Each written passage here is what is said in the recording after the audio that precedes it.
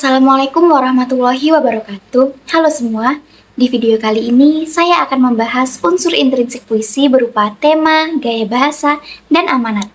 Unsur intrinsik puisi adalah unsur yang terkandung di dalam puisi dan mempengaruhinya. Nah, yang termasuk unsur intrinsik puisi adalah tema, imaji, diksi, suasana, majas, rima, dan amanat. Namun, di video kali ini saya hanya akan membahas 3 unsur saja, yakni tema, gaya bahasa, dan amanatnya saja, serta analisisnya pada karya sastra puisi yang berjudul Kepada Peminta-Minta karya Chairil Anwar. Nah, berikut ini pembahasannya. Yang pertama, tema. Tema adalah suatu ide atau gagasan pokok yang diungkapkan dalam sebuah puisi. Tema ini menjadi penentu penyair untuk menentukan diksi dalam sebuah puisi. Cara menentukan tema dalam sebuah puisi. Yang pertama, perhatikan judul puisi. Judul puisi biasanya akan menggambarkan isi keseluruhan puisi.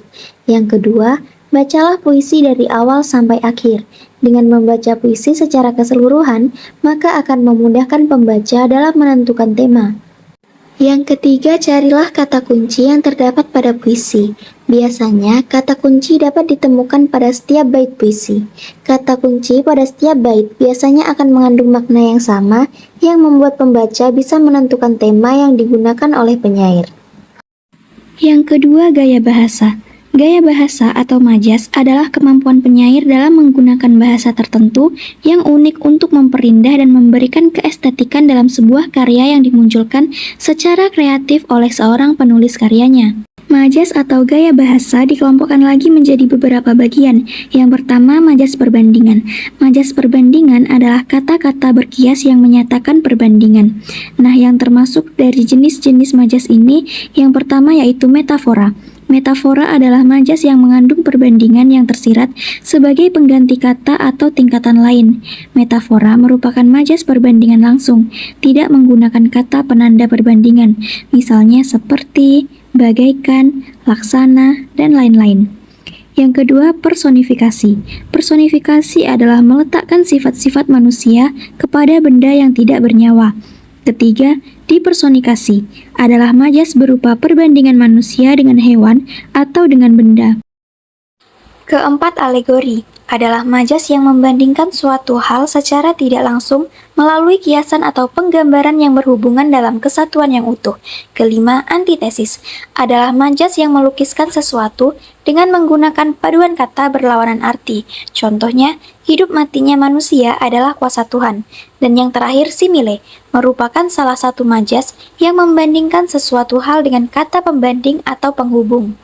Majas yang kedua yaitu majas pertentangan. Majas pertentangan adalah kata-kata berkias yang menyatakan pertentangan dengan yang dimaksudkan sebenarnya oleh penyair. Yang termasuk majas pertentangan ini yang pertama yaitu litotes. Litotes adalah majas yang di dalam ungkapannya menyatakan hal positif dengan bentuk yang negatif yang tujuannya untuk merendahkan hati. Kedua, hiperbola adalah majas jika orang ingin melukiskan peristiwa atau keadaan dengan cara berlebih-lebihan. Ketiga, paradoks adalah majas yang mengandung pertentangan dan hanya kelihatan pada arti kata yang berlawanan, padahal maksud sesungguhnya tidak karena objeknya berlainan. Keempat, klimaks adalah majas berupa susunan ungkapan yang semakin lama semakin menekan dan memuncak. Kelima, antiklimaks adalah majas yang bertentangan dari klimaks. Pada antiklimaks, makna yang tergantung pada kata-kata diucapkan berturut-turut. Makin lama, makin melemah tingkatannya. Yang keenam, ironi adalah kata yang digunakan mempunyai makna bertentangan dengan maksud sesungguhnya. Misalnya mengemukakan ketidaksesuaian antara harapan dan kenyataan, dan ketidaksesuaian antara suasana yang diketengahkan dan kenyataan yang mendasarinya. Majas yang ketiga yaitu majas sindiran. Majas sindiran adalah kata-kata berkias yang bertautan dengan gagasan, ingatan, atau kegiatan panca indera penyair.